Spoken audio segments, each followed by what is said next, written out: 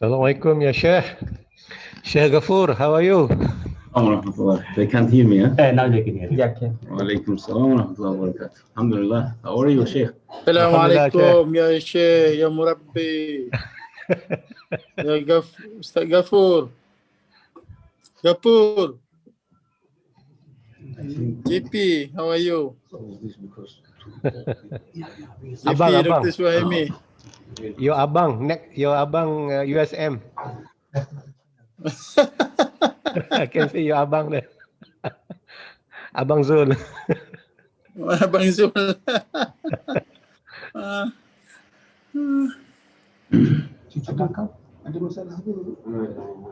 Our speaker for today, Honorable. MashaAllah, all in white. As it is, and All in white. All white. Oh, okay, very good. The USB I sent to. It doesn't open? USB problem. It's okay. So I'm sending the email. Email. That's why I think of bold did two things. One there, one here. Yeah, in case. But it's still, now I opened it this time.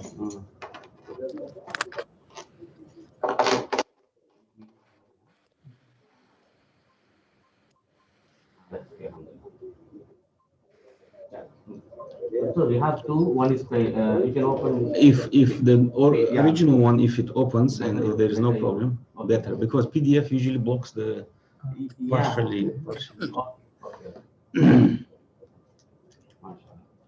Speak okay.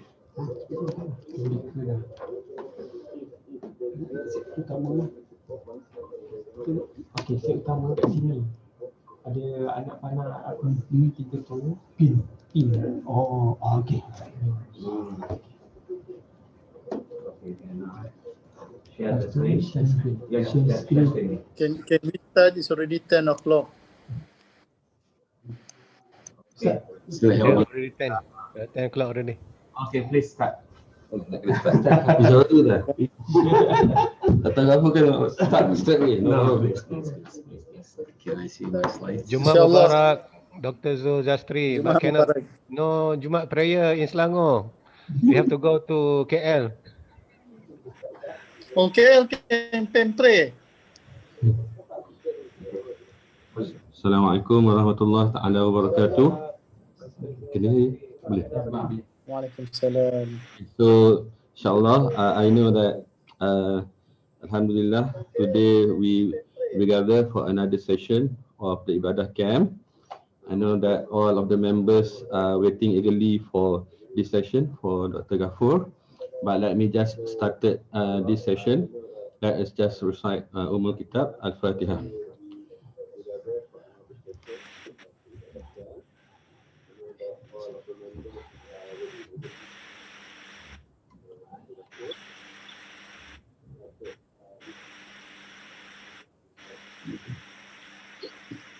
Assalamualaikum again and good morning. So inshallah today we will have another session with Dr. Gafur with a very interesting topic on the issue of khilafah. So I think I will not talk a lot. Okay, so I will just pass Lesson from Sirah. lesson. Okay, lesson. But it is on the mission of khilafah, correct? Okay. The mission of khilafah, the lesson from Sirah. So inshallah, I think there is a lot which inshallah Dr. Gafur will share with us. So as Dr. Gafur sharing, I can expect that there might be some question or some issue which might be raised by all the members of the kuliah. So I think without any further ado, I would like to invite Dr. Gafur to start his presentation on the topics of the mission of khilafah, the lesson from Sirah. So let me just invite Dr. Gafur.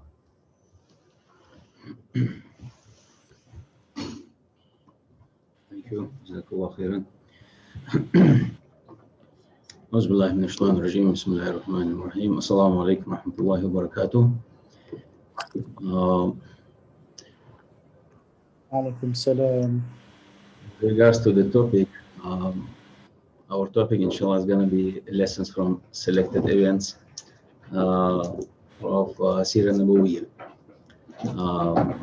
And basically, there is no clash between what was announced and what you see on the slide, because whatever the lesson that we take, that is about the mission of Khilafah, because anything that we extract, learn from the Sirah Nabawiyya, that is something that is useful for us, something that we can take lesson from, and something that will help us to guide our lives into a more proper and more righteous way.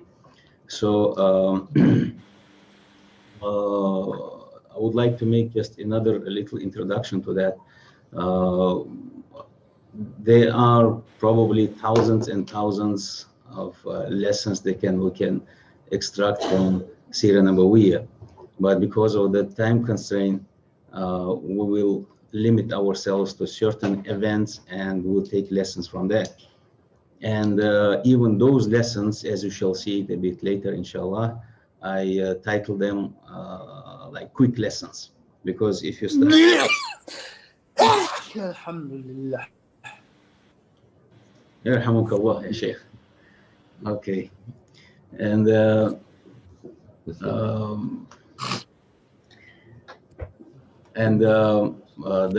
part that we'll focus on to take lessons from will not be as usual that usually speakers prefer to. That is about after Hijrah, when Prophet ﷺ started establishing the Muslim state and the agreement with Muslims and building the masjid, and then after that battle after battle, and so and so and so. This time I decided to take the first part, which is before Hijrah, and there is also a lot to learn, even though the second part of Sirah Nabawiyya, which is after Hijrah, it is in terms of substance of different aspects of life, it is more, there is no doubt, there is more to learn about different aspects of our lives, mu'amalat, and then nikah, and some other things, zakat, and so and so. But in the first part, there is also a lot to learn. So who is going to handle the slides, please? Can you, I don't see the slide, yeah, just somewhere, yeah, that would be good. And up there, do not see, huh? Okay, we start from the fact that Prophet ﷺ was chosen from among the best available on earth at that time. Okay, and it should not be somehow a problem or issue or question to anyone of who is not coming from that part of the world, or who is not coming from Arab ethnic group, for example. Why exactly there? Why, and so and so. It is Allah subhanahu wa ta'ala who decides. And what we know, I mean, what we say, we say it based on the authentic text of the Sharia. For example, this hadith says, "Inna Allah khalaqa al-khalqa faja'alni min khayrihim." Allah subhanahu wa ta'ala created the humankind, and He made me the best among them. وَمِنْ خَيْرِ فِرْقِهِمْ. And when it comes to groups or nations, I was chosen from among the best. وَخَيْرِ الْفَرِيقَيْنِ. Ulama translated these two groups like one Arab groups, for example, and the rest Ajam or non-Arabs, for example. Even among them, he was chosen as the best one. ثم تخير القبائل فجعلني من خير القبيلة من خير قبيلة. And when it came to the creation of tribes, I was chosen from the best tribe. ثم تخير البيوت فجعلني من خير بيوت. And from among the house, who can say, or the smaller family, I was chosen from among the best one. فأنا خيرهم نفسا. And as individual, I am the best amongst them. وخيرهم بيتا. And as a family, also from the best one. Now, again, if it comes to our mind, sometimes shaitan makes waswasa, like why not from other parts of the world? Of course, it's not because we are saying something against the decision of Allah subhanahu wa ta'ala. يعني سمعنا وطعنا, but it may come to our mind. But don't forget, at that time, the best on earth, this was the part, this was the nation, this was the tribe, this was the house, and Muhammad sallallahu alaihi wasallam was the best on earth. Okay, this is something that we need to keep in our mind. And there is another thing. Prophet sallallahu alaihi wasallam did not say it as being proud and arrogant, wal-iyaz billah, because there are some other hadiths. For example, part of the hadith says, "Ana sayyidu waladi Adam yawm al-qiyamah wala fakhra." I will be as a sayyid. I will be the sayyid, I can say it, among all the children of Adam yawm al-qiyamah, but no arrogance, no pride, just the fact, stating the fact. So now we understood that Prophet ﷺ was chosen from the best available on earth at that time. Okay. Now the quick lessons we take from this: da'wah by a man from a noble family is more effective. There is no doubt. Imagine if somebody would be coming from with other characteristics, then it will be very difficult to prove.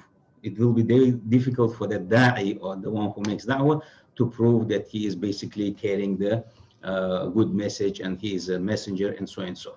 So this is already one good foundation that Allah subhanahu wa ta'ala already created for him. Okay. Now, opponents don't have counter arguments. When you start explaining, nobody would come and interrupt you immediately, saying that we know you this, we know you coming from this family, and so and so. There are no counter arguments, or let's put it between the brackets, weapons that would be used against you, because they have nothing to say against you and your family. This is very, very important. Now, Qurayshis, they were pagans, and they were arrogant. Many of them, they were arrogant, they were proud of their ancestors and their forefathers, and they used to have even the whole area, we can say, like market, just to make pride, being proud, you know, some of them in front of others. Our fathers were like this, our grandfathers were like this. And yet from this type of nation, Allah subhanahu wa ta'ala chose Muhammad sallallahu alaihi wasallam as the best person. Now,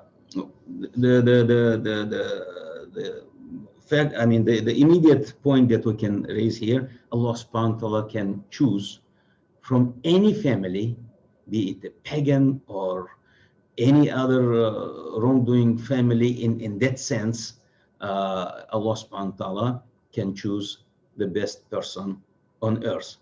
Now, of course, the whole dunya were already indulged in the shirk and then, you know, in the kufr. And so that's why Muhammad sallallahu alaihi wasallam was sent to bring all the mankind to the right path. And another lesson that we can extract is that only because father, for example, or grandfather, they were on a wrong path, it doesn't mean that Allah subhanahu wa ta'ala may not choose somebody from their family to be on the right path. And the other way around, I brought here an example. I don't know whether they can see on the screen, the example of Nuh and his son, Nuh alayhi salam. Nuh was the first messenger of Allah subhanahu wa ta'ala, among the best ones, and his son became Kafir. And you never know. We do our best, but nothing is guaranteed that only because we come from this family or the other family that Jannah is guaranteed. Okay, or if somebody is coming from the family that is showing some enmity to Islam or whatsoever, that nobody, no good Muslim can come out from that family. No, we don't know. We ask Allah subhanahu wa ta'ala to give hidayah to absolutely everyone, be it Muslim or non-Muslim. Okay, so this is our approach. Okay, another slide, please. Okay, now with regards to building the character and the personality of Prophet sallallahu alaihi wasallam, okay, here is the hadith, which I mean the authentic hadith narrated by Imam Bukhari, that Prophet sallallahu alaihi wasallam, he himself admitted that he was a shepherd, and there was no single prophet who was not a shepherd. ما بعث الله نبيا إلا رعى الغنم. There was no single prophet that was not as a shepherd. فقال أصحابه, then his companion said, وأنت? And they asked, and you, يا رسول الله? فقال, he said, نعم كنت أرعى على قراريط لأهل مكة. Yes, I used to be a shepherd for getting some small rewards. Some ulama interpreted like some dirham or dinar, for Ahl Makkah. Now, what can we take as a lesson? Yes, he was the best person on earth. Yes, he was coming from the best nation, family, tribe, everything. And yet Allah subhanahu wa ta'ala brings him down to earth to be tasting all the different difficulties of life. So Allah subhanahu wa ta'ala teach him in this case humbleness, because when you are shepherd, you are not living in the king's family or whatsoever. You are shepherd, you have to be humble. Okay, Allah instills in him patience, because when you are the whole day from early morning until evening and for long time and for years, when you are shepherd, can you imagine, especially when you don't have even a phone or WhatsApp or to read news while you are being a shepherd, to spend some time to make yourself engaged with something. You just simply sit and then wait until the evening, until the day is over. So that is patience. Okay, Allah gives him a physical training that really needs a physical training. Okay, if you are physically not fit for that, you will not sustain long. Now Allah trains him hard working for earning, because as he admitted, he used to make some living out of this hard work. And all of the above that we mentioned, it is of course in order to build the personality for da'wah in his case. And in our case, basically we can say that is about the SDG, sustainability. If we take ourselves, can you please go back to the slide? If we take ourselves as lecturers, for example, which of these characteristics that we mentioned now is not suitable for us? It is suitable for us, and we are actually, doing our job as da'i or murabbi, and not just simply transmitting the knowledge as a lecture. We have to be humble. We have to be patient. Okay, humble in a sense that in case if some students, for example, would like to argue back about certain issues that we are teaching. Sometimes students may have beautiful, unbelievable, very deeply knowledge questions. Sometimes that will struck you just, okay, I never thought about this. So humbleness should be there. Patience also should be there, especially in our time when we are on distance learning or online sessions that we have. Sometimes it's difficult to make students to understand, and the same questions are repeated on a Telegram group or WhatsApp group. We have to be patient. That is SDG. Physical training, of course, it really needs a physical preparedness for that. Hard working, it is already hard working, all what we do. So that's how it helps us actually, and that is about the exactly reflecting what we are doing now, and that is about the SDG. Can you please go to the another slide? Now, Prophet ﷺ was known as Amin. From the first days, he was known as Amin. Amin means trustworthy, honest. He never lies. He never cheats. He never deceives. He is always honest. Okay, and then of course, people get to know about that type of personality. There used to be, of course, many people who were trustworthy, honest, but when all of the aspects of your life is about being honest and trustworthy, of course, you are different from others. And then Khadija, radiallahu anha, at the time when Prophet was around until 25, he was around 25, she proposed to him to lead her caravan. She was a wealthy woman, and she proposed to him to lead the caravan of her business to Sham, to today's Syria and that type of area.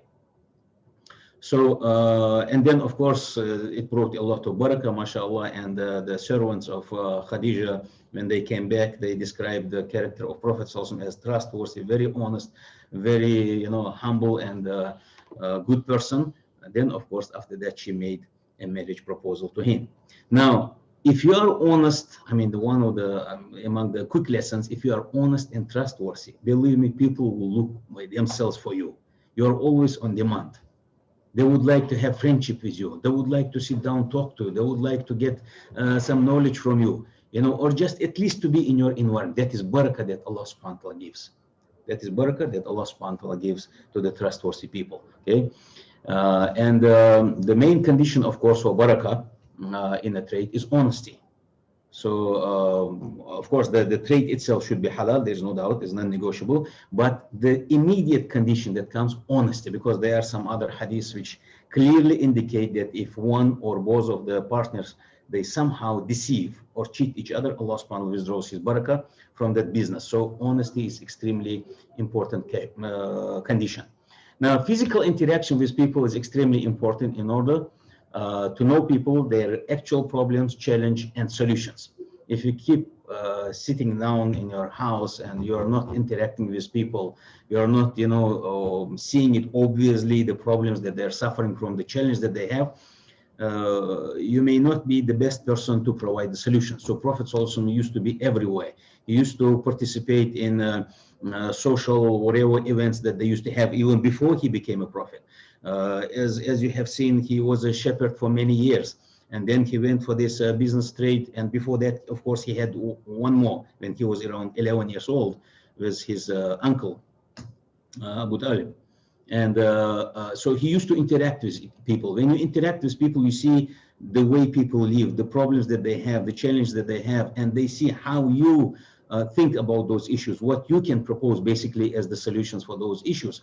And they can see your mentality. They can see how smart you are, how good you are, you know, how honest you are. So this is extremely important. People, I mean, we should be, so that this part actually is, I mean, for us as lectures, what we can take from this as a lesson, doing group research, for example, especially cooperating with others, not necessarily within the kulliyah, other university, other countries, then you will get to know is their way of thinking, the way, the problems that they're suffering, the way how they look at the issue from different angle. So this is all, mashallah, the whole box of the experience and the knowledge that we are getting. Now, of course, let's go down to immediately under, I mean, to the other aspect of the life, that there is no shame for the lady to initiate a marriage proposal. So she was the one. Usually in almost every single society of Muslim countries, it is considered a kind of, wouldn't say shameful, but something uneasy that the female side makes the proposal. But there's absolutely nothing wrong if the family is good, if, you know, if there is a barakah hoped, you know, from this marriage bond in the future. So there is nothing wrong that she talks to her father or whoever the relative, and they approach, you know, and make this marriage proposal. And I don't know whether you can see it on the slide, and there's the age difference is not an issue, of course. She was 15 years older than Prophet ﷺ, and she was married before that. I would like to just to make another point here, that some of our sisters interpret or take another lesson in a wrong way from this. They say, you know, in case if a husband decides to go for the second marriage, they say, well, you should not do that, because Prophet ﷺ got married the second time only after the demise of Khadija. So if you want to go for the second marriage, you need to wait until the first wife dies. So this is a wrong sunnah, of course. This is not the correct lesson to take out of it. And this is just the qada and qadr that Allah subhanahu wa ta'ala decreed that she died, and then only after that Prophet ﷺ, you know, got married with other marriage. So anyway, this is just simply a little bit to, you know, to give additional aspects of it. Next slide, please. Now, Prophet ﷺ already received the message. Now he is a messenger. Now there is a serious life and very, very serious burden on him. Khadija was the first person on earth to accept Islam and to accept him as a messenger of Allah subhanahu wa ta'ala. Then there was his cousin Ali. He was a young boy, some say 10 years, 11 years old. And then there was his friend Abu Bakr radiallahu anhu, and then his servant Zayd bin Thabit. These were the first people to convert to Islam. Okay. Now, then what happened? Qurayshis, when they observed that Prophet his group is getting a little bit more, they approached Qurayshis. Qurayshis approached Abu Talib, his uncle, who was taking care of him since he was 6 years old after the demise of the grandfather, and Abdul Muttalib, and then to influence on him, say what he wants. If he wants a dunya, if he wants, like wealth, influence, respect, whatever, we'll give him everything, but just ask him to stop what he is doing, because they knew that Abu Talib is his guardian, and he is the closest person to him, and so on. And of course, Muslims were tortured because of that, because of the da'wah that they accepted. And I'm going very fast because I cannot stop at every single year. And during that period, the first years after he openly started, preaching Islam, from the 3rd year until 7th, I can say, there were a lot of things happening, and they Prophet also asked his companions to save Islam, to migrate. Twice it happened to Abyssinia or to the king of Najashi. Today it is part of Ethiopia and part of Eritrea, actually, that part. That time it used to be just one kingdom, I can say. Now, the lesson that we take, number one, if you want others to follow you, start with your family.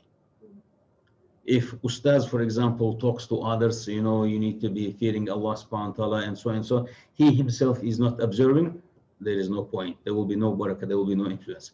If he is asking other ladies, for example, why don't you wear hijab, this is haram, this and that, his own wife or daughters are not wearing hijab. It doesn't work like this. So you see, Khadija was the first one to accept. Otherwise, people would tell him, you cannot convince your own wife that you are a messenger. You are preaching us. You see, it would be very difficult then.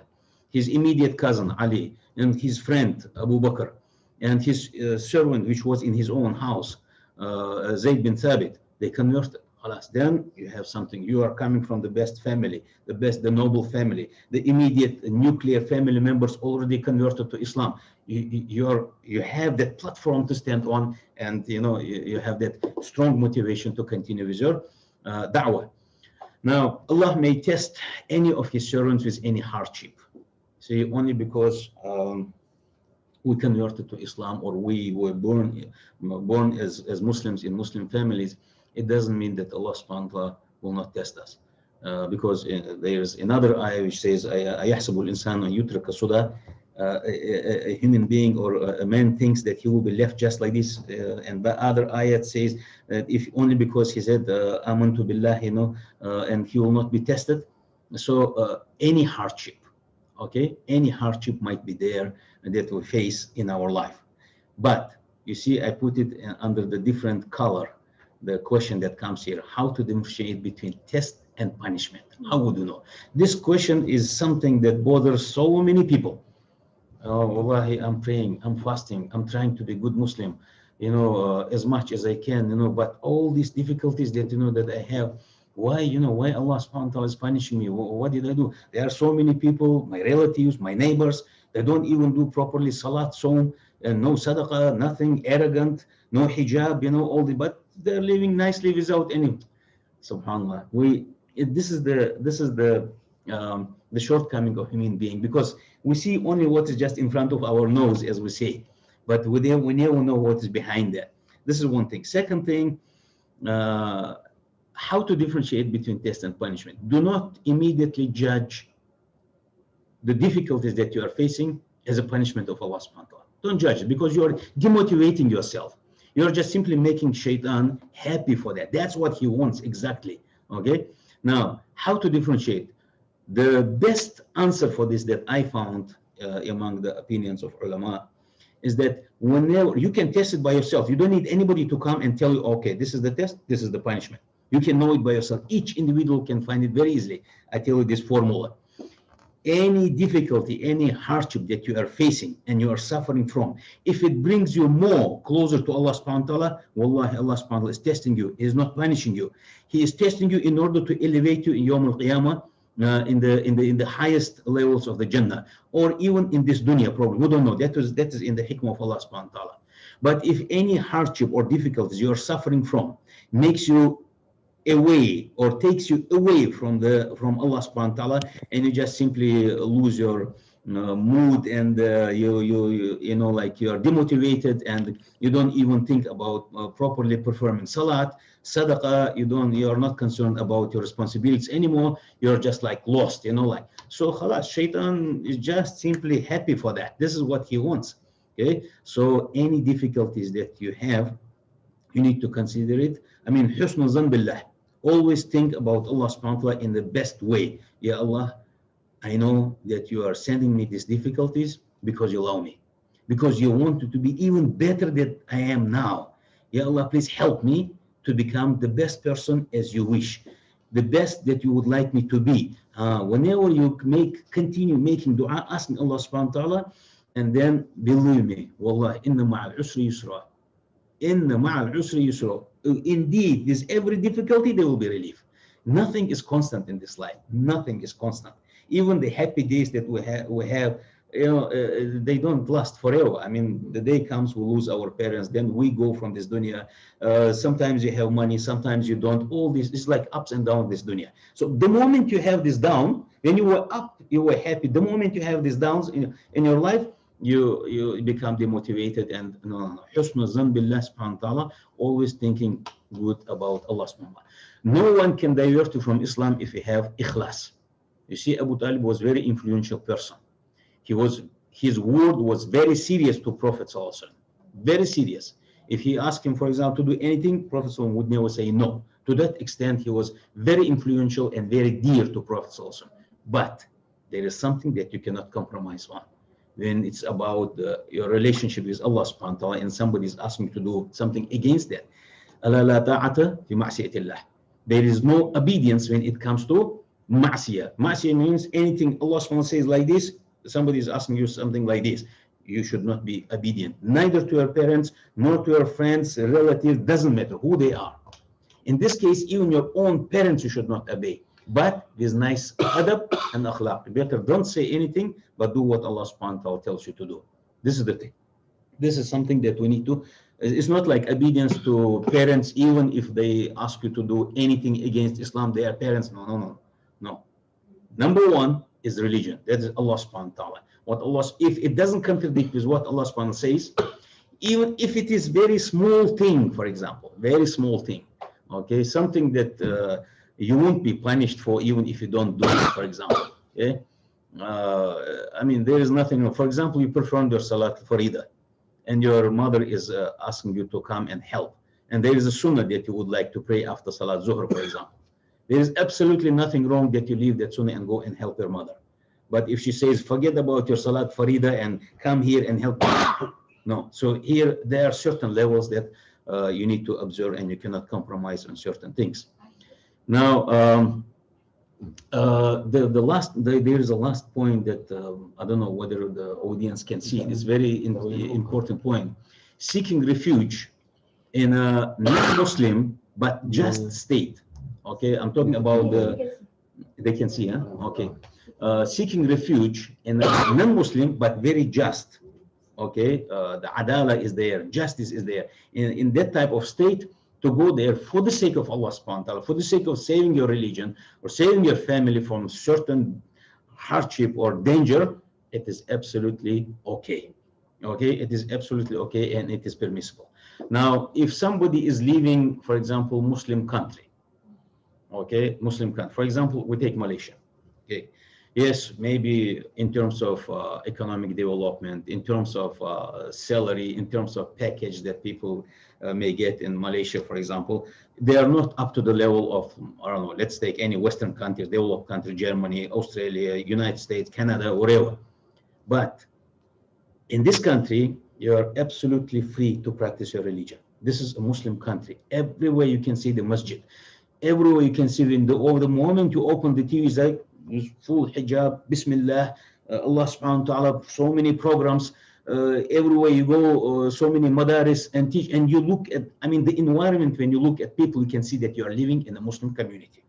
Okay? You choose The other environment, which is absolutely non-Muslim, even though there is a justice, yes, we understand, probably less corruption, adala is there, the rights of even the immigrants are protected in many countries. Yes, we do understand that. But when it comes to practicing your religion, in terms of wearing your hijab, or in terms of, even if you look at the environment that your kids are going to face, in what type of environment your kids are going to grow, you know, what's the future that you are bringing to the kids? Are you only concerned about the best universities, or you are first of all concerned about the religious or Islamic aspects of your children in the future? What is that more important to you? If you choose just this mundane benefits, we can say it, or the worldly benefits, better salary, better school. Yes, there is nothing wrong to choose good school, good salary, but you are compromising a lot. You are compromising a lot. I have so many examples. Cases that I know, that father who is, I mean, a family man, who is a strong Muslim, devoted Muslim, who is a strong ghira, we can say, jealousy. His daughter in high school, she says, I'm going to be late tonight because we are going to have party. What type of party you're talking about? What? 15, 16 years old daughter, she goes party. I mean, can you imagine that? Can you imagine this thing? And you can't do anything. You can't do anything, absolutely. If you do, you'll go to jail. Think about this. That's what I'm talking about. We're not criticizing the life outside there. Absolutely. We have so many Muslims who live there. But it is not, I mean, if Allah subhanahu wa ta'ala asks you, what made you move from good Muslim country, even if it's not in terms of economic development as the other Western countries, what made you move from this country to that environment just for the sake of this dinars and dirham, I can say it, you know, this few dollars, you know, and you basically not just challenged, you jeopardized and probably you ruined the future Islam of your future generations that came from you after that. And you know that this person will be responsible for that Yawm al-Qiyamah. So this is something that we really need to think about this. Really need to think about this. Okay. So there is nothing that would come before religion. No education, nothing, absolutely anything. If you really want to go there until your children finish the studies, you want to stay there or whatever, I mean, to that extent, okay, fine. Even if you send your children to study there, but somehow you are able to control that they will not be lost in that environment, also somehow fine. But this is not the case in many situations. So we need to think about this, okay? Another slide, please. Now, socio-economic boycott from the 7th year until 10th year. 3 years. Muslims suffered because of the socio-economic boycott. Basically, what they did, Qurayshis, when they realized that they cannot stop these Muslims, they just simply decided to put this embargo, this boycott, these sanctions, very horrible ones, so that they will give up. Okay, and of course, there used to be territories or valley that belonged to Hashemites, we can say it. You know, nearby Mecca. So they moved there. Abu Talib, who was not Muslim, okay, Abu Talib, and other Hashemites, you know, even non-Muslims, they moved together because they are coming from the same tribe of, you know, same family, I can say branch of the family, because Qurayshis were so many, and these Hashemites and the family of this Abu Talib, they also moved there, and they stayed for 3 years. For 3 years, they suffered. They used to eat, you know, the leaves, you know, from the trees, you know, even some rotten things, you know, just to survive. Many people died there as well. But subhanAllah, for 3 years, they survived. Now, there are many lessons that we can take out of this, you know, unbelievable points that we can extract, but we just limit ourselves on certain ones. Now, solidarity of your own people, be it a family or tribe or society, or let's say if you're talking about political party in Muslim country, for example, we're talking about a good political party with good vision and mission, and inshallah with good intention, and not usually what we know in the dunya. So your support of your own group it is extremely important. That is the solidarity. Then you have a power. You may have some different opinions, but the solidarity is extremely important. Okay. Now, commitment is essential to achieve the goal, even with the help of non-Muslims. Okay. Without commitment, nobody will achieve a goal. Nobody. Commitment must be there, because even if without commitment something comes just like this, believe me, it will go just like this. Okay, there is no shortcoming, shortcut. I'm sorry, there is no shortcut in this life. Even if something by chance comes to you, it will go easily, because anything that you did not earn with full commitment, with hard working, you will not be even able to appreciate it, and you keep it, and to be thankful to Allah subhanahu wa ta'ala for the achievements that we have. So it's very, very important. Intention. For anything that we do, intention is extremely important. Now look at this. They were Muslims, and most of them, I can say, were not even Muslims, those who suffered from this. They suffered together on the same level. And there was a solidarity.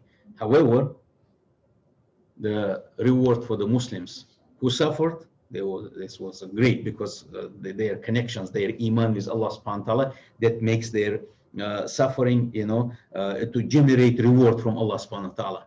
But those who just simply showed solidarity, they suffered in this dunya, and Yawm al-Qiyamah, there is nothing to expect from Allah subhanahu wa ta'ala, because you are not connected with Allah subhanahu wa ta'ala. You didn't do it for the sake of Allah subhanahu wa ta'ala. You did it just for the sake of tribal solidarity, patriotic feeling, and there is nothing that connects with Allah. And Allah subhanahu wa ta'ala doesn't want. Even if you kill yourself, you sacrifice your soul, but you don't do it for the sake of Allah subhanahu wa ta'ala, it has no value.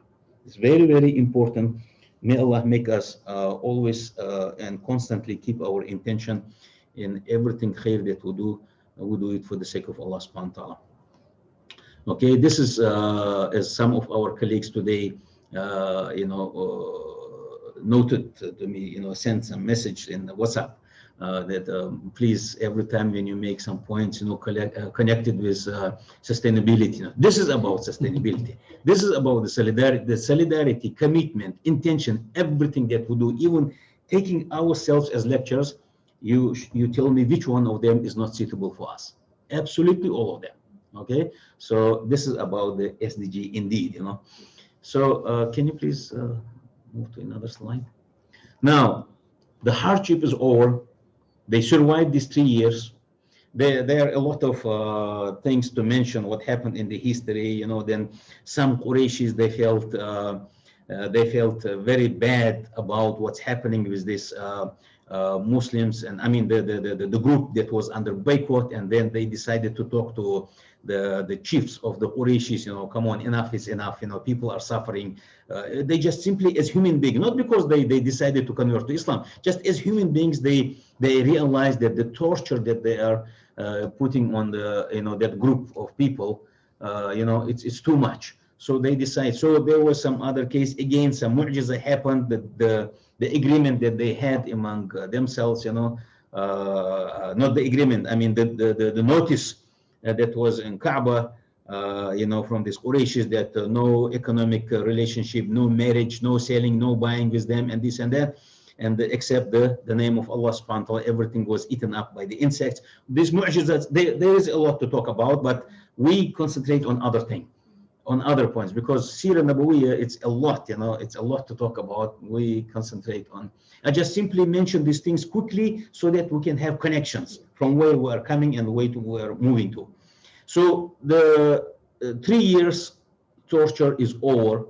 Now the 10th year of the Hijrah calendar, I can say. Okay, so 3 more years, almost 3 more years to go to Hijrah. Now, after a few months, after the boycott was over, within the few months, Khadija and Abu Talib, Khadija radiallahu anha and Abu Talib, the uncle of Prophet sallallahu alaihi wasallam, died. So it's like they died within a certain period of time, and between them there were only a few months. So it's like one strike, another strike on Prophet sallallahu alaihi wasallam within a short while. When he thought that, khalas, now the boycott is over, now probably another opening is coming, he loses his Khadija, and then within few months he loses Abu Talib. Some narrations say that Abu Talib died first and then Khadija, but within the short while they died, both of them. Now, after that, there is no space for Prophet ﷺ to spread da'wah inside the Makkah. Khalas, there is no way. I mean, they were under boycott for 3 years, and they were allowed to come back, not because, not for the sake of allowing them to spread Islam, just as human beings, they felt like, okay, enough is enough, now you can come back. And there were also strict rules in that. And that there was a situation that even if others are allowed, Prophet ﷺ himself was not allowed to come back until if somebody gives al-ijar, ijar, we can say it, that's what we call like protection. Okay, there were three cases that Prophet ﷺ tried with 3 people. The first one, he refused to give this protection. I mean, in a tribal system, especially in their environment, it was like, if I'm not allowed to enter this area, but somebody who's living in that area, he says, he is my guest. Nobody touches him. If somebody touches him, he is touching me, and he will have problem with me. So that's the protection. One refused, another one refused, and the third one allowed. All of them are kuffar, but they used to have this blood relationship, tribe relationship. So he was kafir, but he decided to accept Prophet ﷺ, and he took, together with his sons, he accompanied him, and Prophet ﷺ made tawaf around the Kaaba. By the way, at the time, the salat and so on, all these things, they're still not there. So, but tawaf, according to what Prophet ﷺ perceived as the correct one, praising the oneness of Allah subhanahu wa ta'ala. So, and then there is no way to stay in Mecca, but the da'wah should continue. So he decided to go out of the Mecca and to see what the other people, the neighboring area, I think now they say it's maybe 70 kilometers or 80 kilometers from Mecca. Maybe at the time was longer because Mecca also expanded. At the time was very small. So he went to Taif, the neighboring area, to see whether there will be people who will support him and accept Islam, and he can somehow establish and to start spreading Islam more and more. But what happened? The result was completely on the opposite side. Nobody wanted to talk to him. Nobody wanted to listen to him. They were arrogant. They chased him out, and they even prepared the situation that when he was together with Zayd bin Thabit, his servant. So when they were coming out from the Taif, nobody responded, nobody did anything, to greet him, to respect him, to accept Islam. They chased him out, and they motivated kids in the Taif, in that area, and even those who mentally were sick, to humiliate the Prophet ﷺ by throwing some rocks and pebbles, on him. So what they did, the road that he was using to come out from Taif, they set on the both sides so that he has no other way except to go between them, and they started throwing the rocks and pebbles on him, and his legs, his feet were injured, and blood was coming out, and all these things that they did to Prophet ﷺ. And of course, Allah subhanahu wa ta'ala sent angel to ask him whether he wants Allah subhanahu wa ta'ala to punish them, and just simply make dua. And he said, no, probably in the future, good generations may come out. I'm telling you very briefly because we don't have much time. Hopefully in the future, good generations will come out from them. So that's why, he didn't make that type of dua. But in some of the narrations, what they say, if it is not shortcoming from me, I don't care, fala ubali, all this. There is no single authentic narration on that. Okay, so just to underline this point. But angel came and asked him whether he wants to, you want Allah subhanahu wa ta'ala to put these mountains on them and to destroy them. So he refused to ask Allah subhanahu wa ta'ala to do something like this. Okay, but the thing that we making dua, if it's not because of my shortcoming, fala ubali, there is no single authentic hadith on that. Okay. Now, loss of Khadija for Prophet ﷺ was not just simply emotional and, just a loss of family member. It was emotional, definitely, losing family member and financial support as well. And and the loss of Abu Talib definitely was a loss of protection from enemies. So inside the family, wherever you had that warm environment, nice environment, you know, even if you're not responded outside when you do da'wah, at least when you come back, mashallah, the tranquility was there. She was a Muslim, you know, and his wife, and a good human being. At least there used to be some tranquility. It's gone. Okay. Now, even if other Qurayshis and others, they're ready to kill him, you know, to do anything against him, but Abu Talib was there to protect him. Now he's also gone. You see? And now after that, he decided on his own to go to Taif, the neighboring area, to spread da'wah. Again, he was humiliated. I mean, humiliated according to them, but before Allah subhanahu wa ta'ala, it was just a test. And then now what to do? So it's like, I mean, inside their family, outside the family, you know, protection, physical protection, emotional support, everything is gone. It's like, I mean, almost like no hope. I mean, something like this that comes to the mind of somebody, you know, that may come. Now, what happened? Abu Talib died, and now we go to other lessons that we extract. Abu Talib, when he was at the moment of, suffering from mortal illness, we can say it. By the way, some narrations say basically Khadija and Abu Talib, both of them, did not survive the difficulties that they faced. I mean, the hardship that they faced during those 3 years under boycott, these were the reasons that triggered, basically, of course, it's qada and qadar, but somehow that ruined their health, and they died from that. So, inshallah, Khadija would be radiallahu anha as shahida, yani, inshallah. But Abu Talib, unfortunately, did not convert to Islam. And Prophet ﷺ asked him a lot to say La ilaha illallah. You know the story, and you read about this and you heard about this a lot. And he did not pronounce it. Okay, and then when he died as Kafir, Ali radiallahu anhu, according to some narrations, he didn't want to bury him, because how come, you know, Prophet is there and he knows that he is a messenger of Allah and everything, and he did not convert to Islam. So he is not Muslim. Yes, he is my father, Ali says, but he died as Kafir. So, and yet Prophet ﷺ ordered him, go and bury your father. Okay, so in this case, we see that Allah, our religion, our Islam, respects human beings regardless of their faith. They might be, you know, like kuffar, whoever they are, but they are relatives, and there is nobody else to come and bury, to take care of this dead body except ourselves. Do give the full respect for that. After that, that person is before Allah subhanahu wa ta'ala. Okay, we do our job on this worldly level. Beyond this, you know, and is, you know, before Allah subhanahu wa ta'ala, leave it to Allah subhanahu wa ta'ala. So this is very, very important point to underline. Okay, this is the adalah, this is the justice. Now, sorrow for losing a kafir, okay, being sad or being in a sorrow for losing kafir, but helpful relative, you know, it is normal. There is nothing wrong. Absolutely, that you feel very bad for somebody that you knew is a non-Muslim, but he was a good human being. You feel very bad, you know, that that person died. Of course, number one sorrow that you have, that he died as non-Muslim. You wish he died as Muslim, but still losing him as a good human being, there's absolutely nothing wrong. You know, you don't have to punish yourself. Why do I feel bad, you know, for the loss of this non-Muslim? No, he was a human being anyway.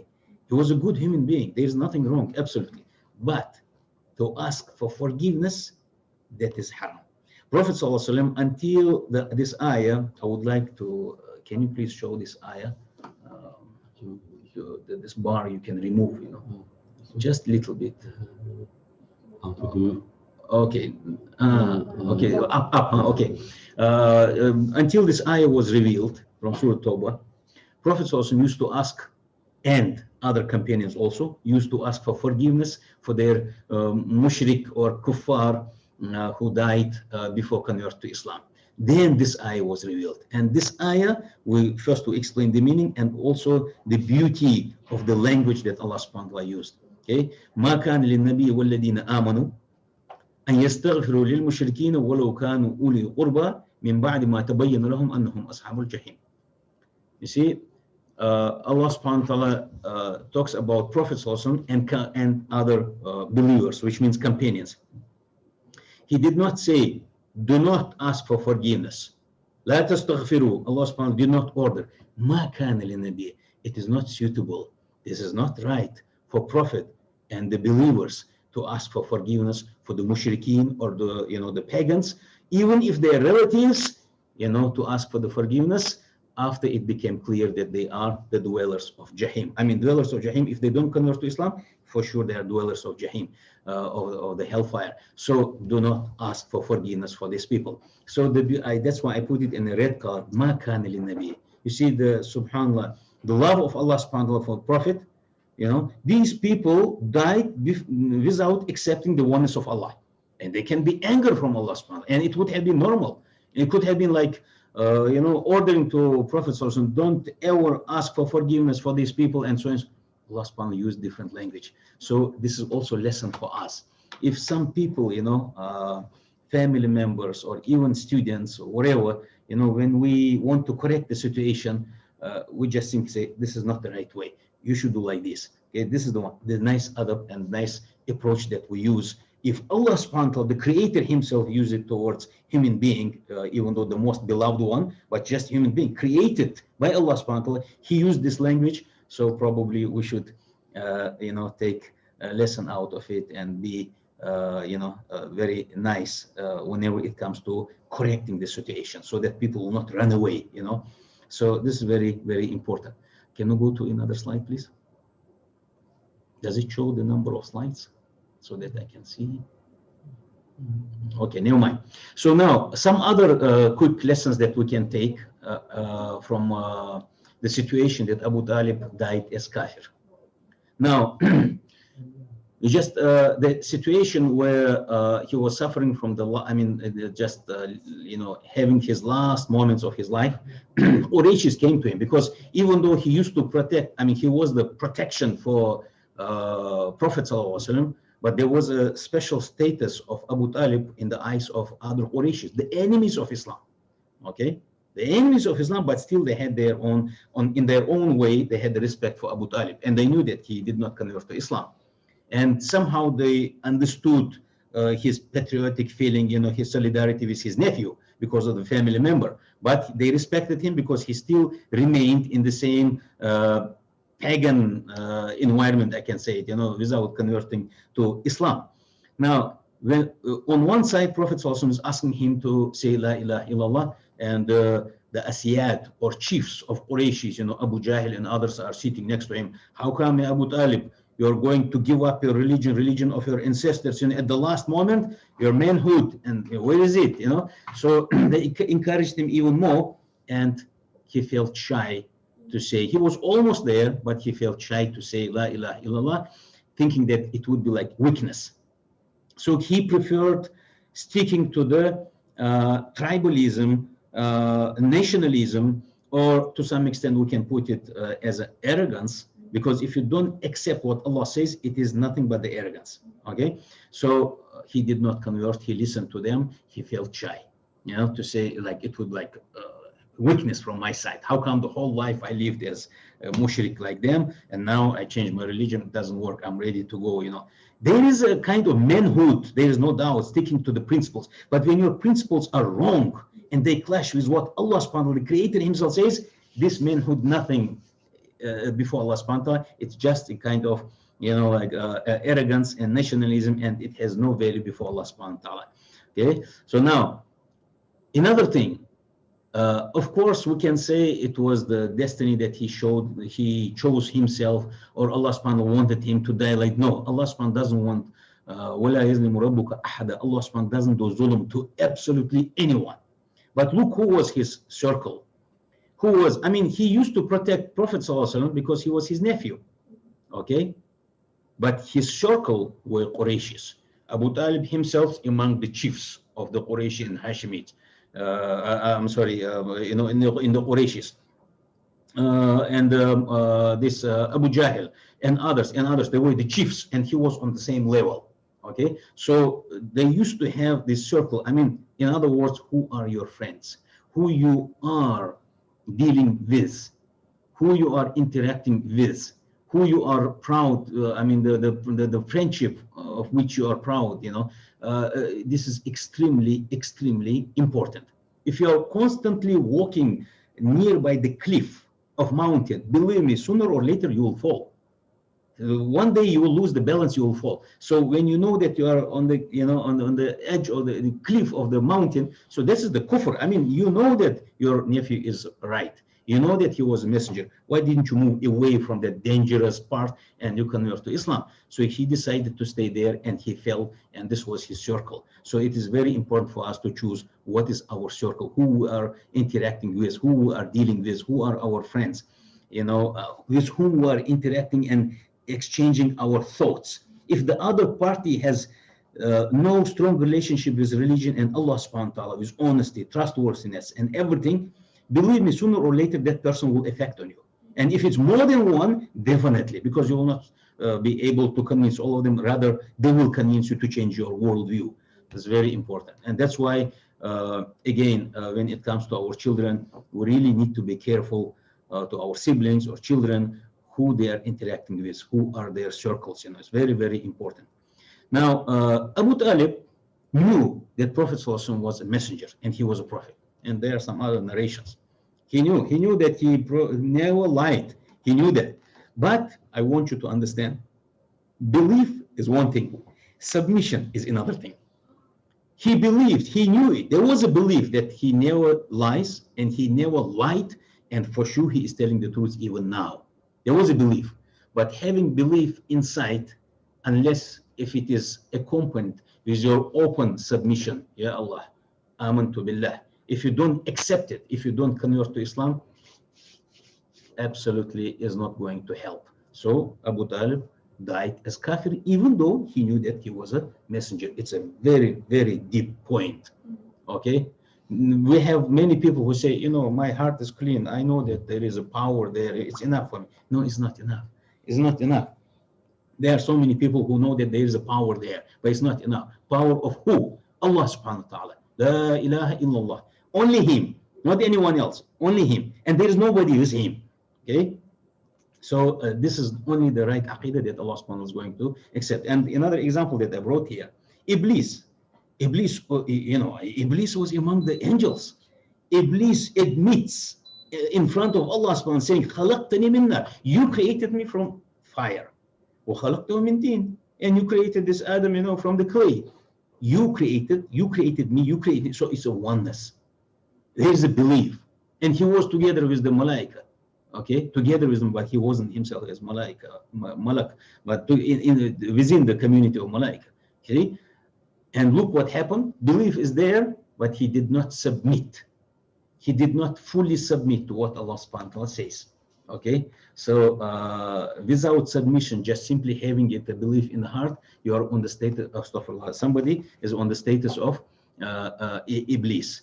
Admits that there's, what is interesting? Iblis was even better than these Qurayshis, those who did not convert to Islam. You know why? Because they did shirk, but Iblis did not even do shirk.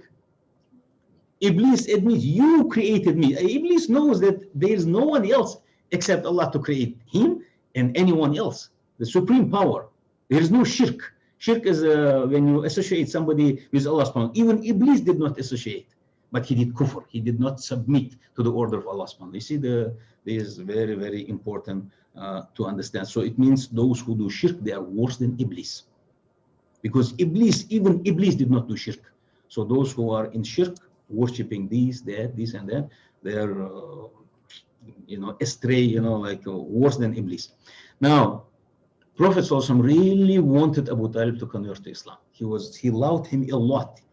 He respected him a lot. He appreciated a lot what he did. Actually, he did a lot. Okay? But he couldn't help. You see? He couldn't help. Prophets, you cannot imagine. Even in the case of Nuh alayhi salam, his son, he couldn't help. Allah subhanahu wa ta'ala asked him, "Oh, stop, this is not your, your follower or your son. Forget about this. Don't ask for that." And prophets also made, really a hope from Allah and asked for forgiveness. Says, no. And ayah in Surah Al-Qasas, إِنَّكَ لَا تَهْدِي مَنْ أَحْبَبْتَ. You are not the one who guide to the right path only because you love him. Your loved ones. وَلَكِنَّ اللَّهَ يَهْدِي مَن يَشَاءُ. It's only Allah subhanahu wa ta'ala who guides people to the right path. Now, If you take on the other extreme, does it mean that Allah subhanahu wa ta'ala did not guide Abu Talib, and it means he put him into dalala, into the wrong path? So isn't it a punishment to him undeservingly? Why not? You know, why didn't she help him? I mean, in case if this type of questions come to our mind, sometimes, you know, Shaitan may give sometimes our own, questions. Our nafs can ask us these questions. Allah subhanahu wa ta'ala doesn't do zulm to absolutely anyone. Okay? Allah subhanahu wa ta'ala doesn't do zulm to anybody. But it is up to him, among these people who are on dalal, to choose 1, 2, for example, or 3, or 1, to bring him, even though if it is up to this person to leave, probably he would continue to be on the dalal. But Allah subhanahu wa ta'ala, out of his generosity, he brings him to the right path. But these 3 people, Allah subhanahu wa ta'ala doesn't push them to the dalal. No, even if you want to come to Islam, I will not allow. Not that type of approach. If you come, welcome. If you don't, I just leave there. But this one, for certain hikmah, for certain reason, even though he was moving to the wrong direction, Allah subhanahu wa ta'ala pulls him to the right. It's a kind of additional. If somebody gives you a gift, you cannot say, why don't you give me 2? It's already generosity that somebody gives you. So if Allah subhanahu wa ta'ala guides this person, for example, because of some other khair that is expected from him to the right path, alhamdulillah, that is the generosity from Allah subhanahu wa ta'ala. But these 3 people, why didn't he guide them? If you say it like this, then Allah subhanahu wa ta'ala could have made absolutely everyone by force to be on oneness of Allah subhanahu wa ta'ala, to be on the right path. No need to send messengers, prophets, all these good people to make da'wah. No need to do all these things. And this is the hikmah, that Allah subhanahu wa ta'ala sends these messengers and prophets, and to see how you react to them, how you follow what they say, whether you follow or you reject. It's absolutely up to you. وَهَدَيْنَاهُ النَّجْدَيْنِ. The Quran ayah says, we showed him 2 paths. Which one you want to choose is absolutely up to you. But sometimes, out of generosity, of Allah and karam from Allah subhanahu wa ta'ala, he pulls somebody who was already there in dalal and brings him to the right path. But it doesn't mean that somebody who would like to come to Islam, he was willing to become, but Allah decided him to be on the right. Otherwise, it will be zulm. It will be zulm. So it's like additional gift that Allah subhanahu wa ta'ala may give to those who are on the wrong path, to come back. But those people who are still remaining on the wrong path, they have aql. They have aql. Allah subhanahu wa ta'ala sent messengers, the books, and everything. I mean, what's the point? What's the point of having these messengers and prophets and all this da'wah if it is not up to people to choose either this way or the other way? So that's why if Allah subhanahu wa ta'ala gives additional hidayah, for example, Umar radiallahu anhu converted to Islam, and as some our narrations say, after Prophet also made dua. So this is generosity from Allah subhanahu, because there was a lot of khair that came from Umar. Okay, so Umar at the beginning was among the enemies of Islam, and but Allah subhanahu wa ta'ala softened his heart, because there was later on the hikmah that people at that time didn't know, but later on there was a lot of khair that came from Umar radiallahu anhu. So this type of additional gift that Prophet Allah subhanahu wa ta'ala may give. But Allah subhanahu wa ta'ala did not stop by force Abu Jahl, Abu Lahab, and others from convert to Islam. They chose it. Khalas, you chose it, this is up to you. Okay, so this is the thing. Can we move to another slide, please?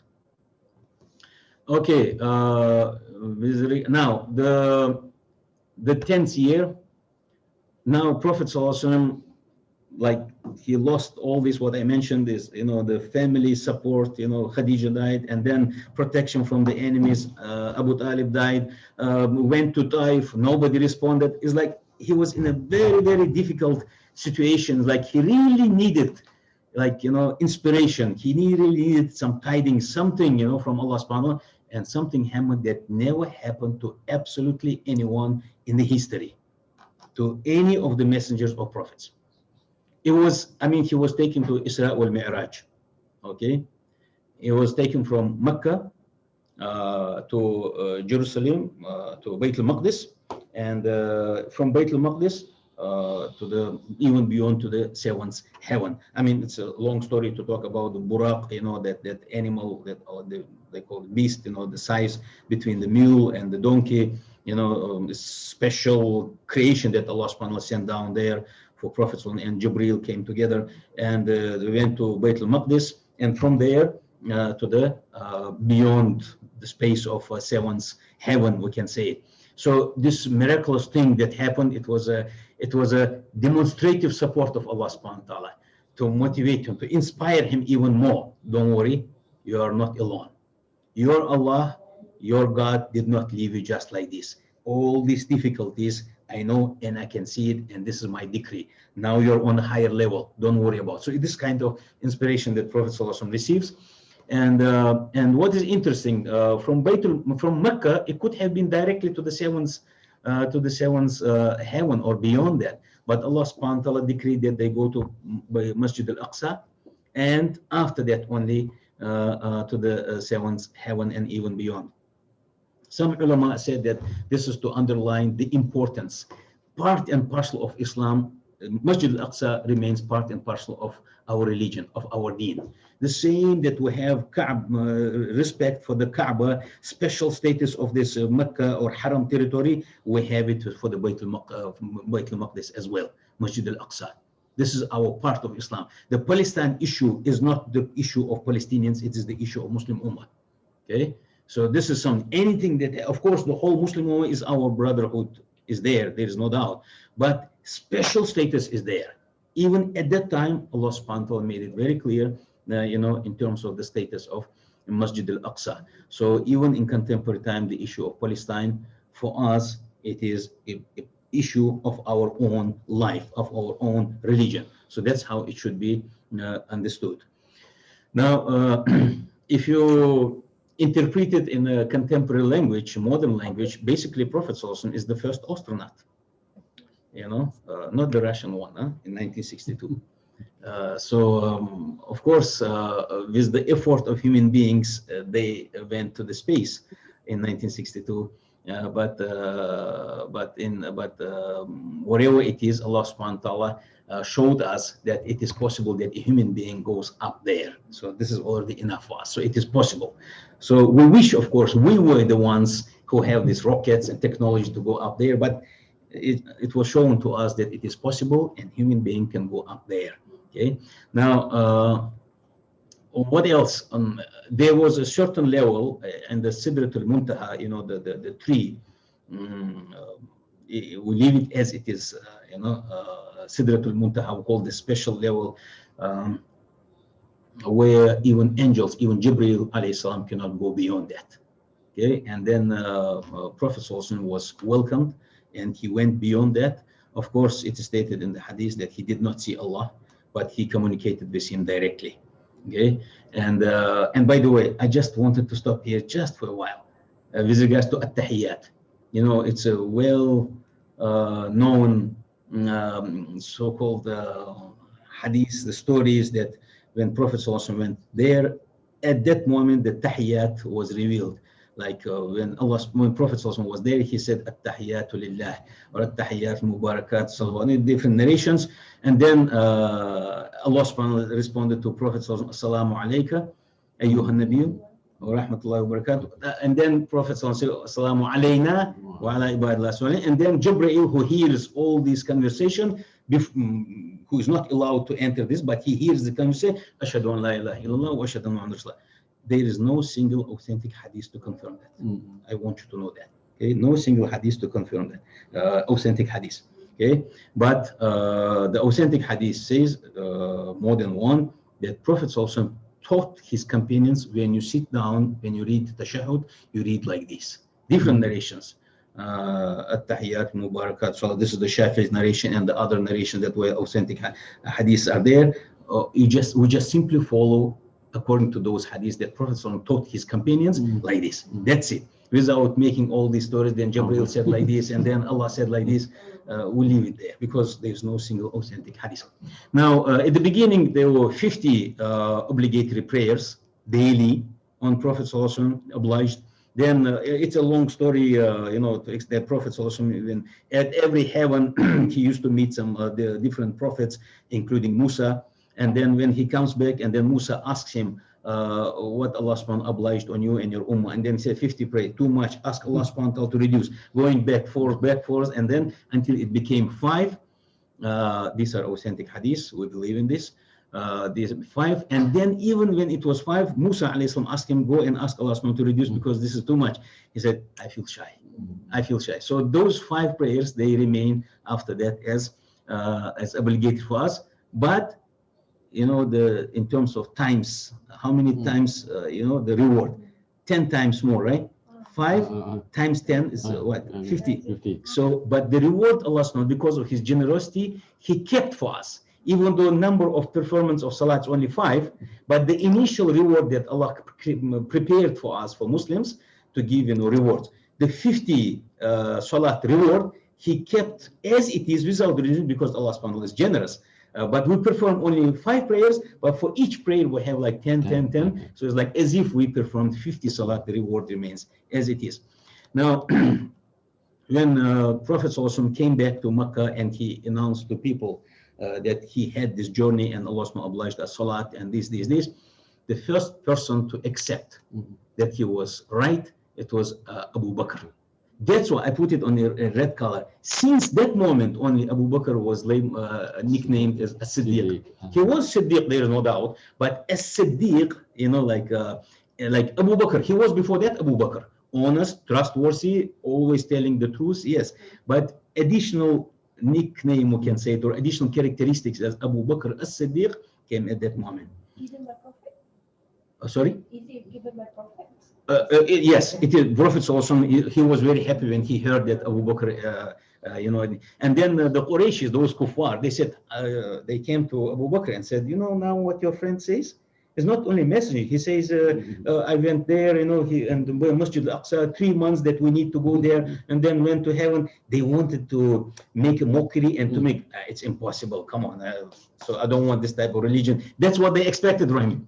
He said, if he says it, because he didn't hear him, he said, if he says what you say, khalas, I accept it. He said, how do you? He said, come on, I accepted him to be messenger from the Creator himself sent down. And then if he sent him as a messenger, what is that to him to take him to the up there to heaven? It's like a secondary issue. They were shocked. And when Prophet ﷺ heard this response, he was very happy and he called him Abu Bakr Siddiq. Since that time, people called him Abu Bakr Siddiq.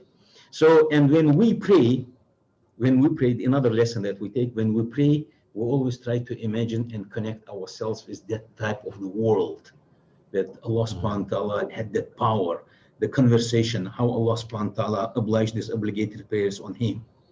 And then, you know, the whole process, how it happened, how serious, you know, the level of seriousness of salah. Allah subhanahu wa ta'ala could have just simply sent down the ayah and say, okay, you need to pray 5 times. The prayer will be like this, like this, like this.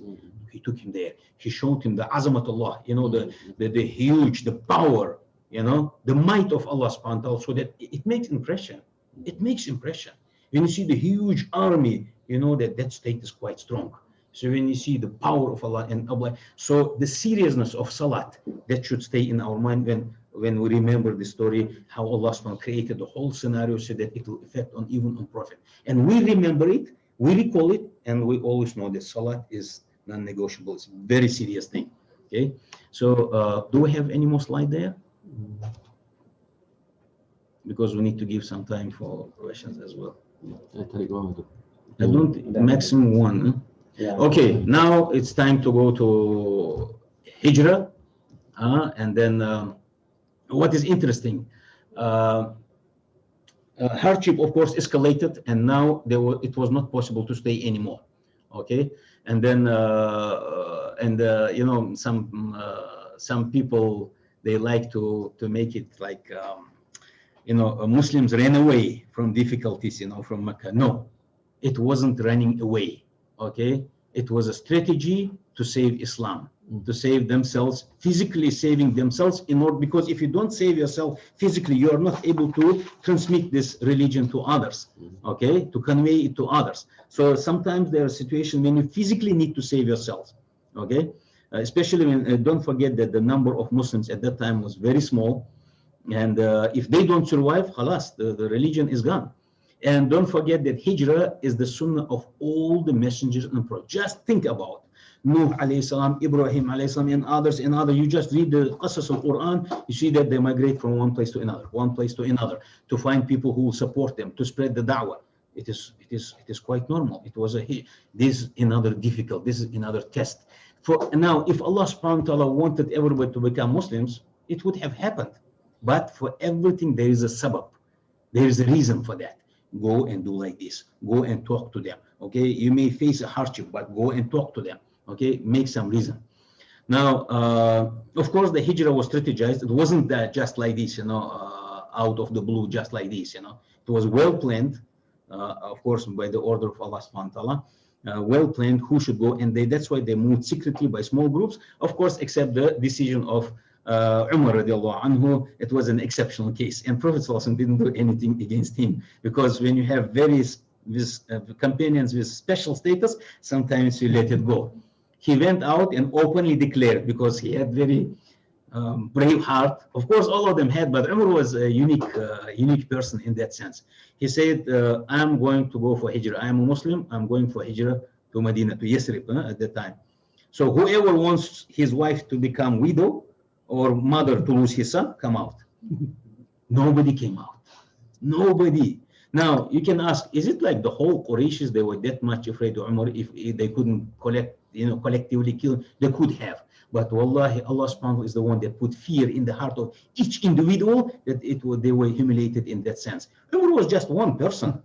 The same person like them. They were brave men, Later on, they came to fight in Ghazwat al-Badr, Ghazwat Uhud. They were very brave men among the Qurayshis, thousands of them. But sometimes when you just little bit act as you are supposed to as Muslim, the rest Allah subhanahu wa ta'ala does for you. You make this decision, you announce it, and the fear was put in the hearts of these people that nobody came out, and Umar, with his head up, openly went for hijrah.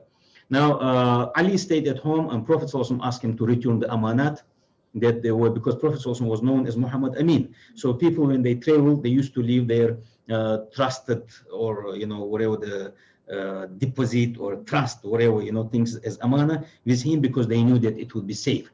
So you see, subhanallah, look at the Prophet also. He at that night, different members of different branches of the Qurayshis, they grouped together to kill him, because they know that if they kill him, khalas, the Islam vanished there. And yet, he was concerned about the amanat that were left in his house. He asked Ali, tomorrow, the next day, return these things to them. And sometimes, it comes to our mind, you want to kill me, I'm taking care of your amanah. I will show you, and take all the gold, and, he didn't do that. And it's a Prophet, sallallahu alaihi wasallam. So this is the trustworthiness. It doesn't matter how enmity might be shown from the other party. You don't lose your principles. وَلَا تَخُنْ مَنْ خَانَكَ. There's another hadith of Prophet sallallahu alaihi wasallam. Do not betray even those who betrayed you. Because if you intentionally betray those who betrayed you, you become worse than them. So you don't go down to that level. So this is the point that we take out of this.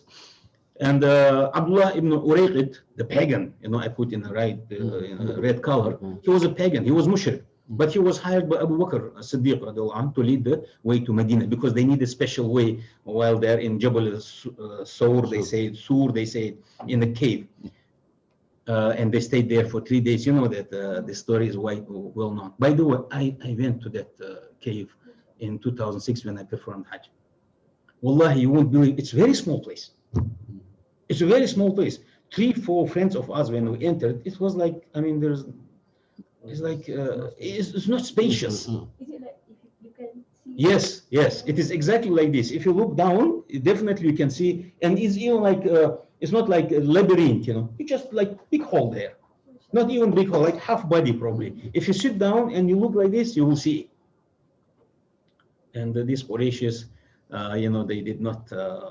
they did not see. But another thing which is spread among Muslims very much, it's authentic hadith, that there was a spider, there was a dove, all these, signatures of the dove, and the ankabut, and the spider. There is no single authentic hadith for that. People talk about this. We just simply let it go.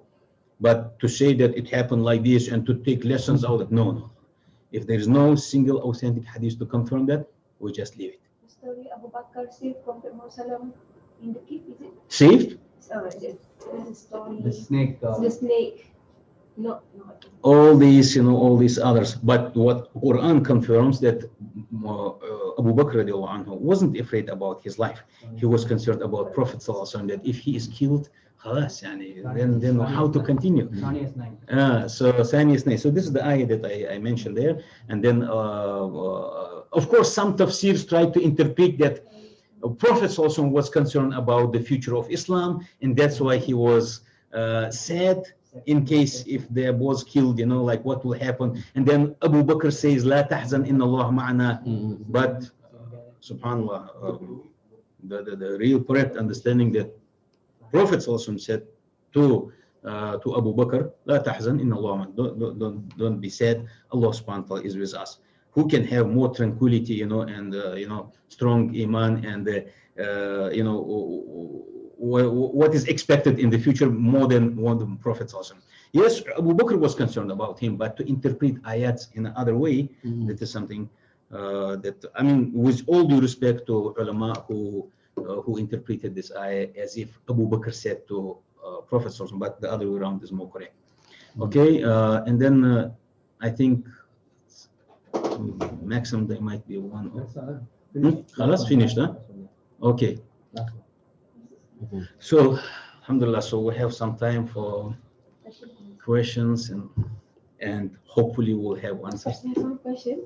Because Umar is so brave when he want to migrate to Medina.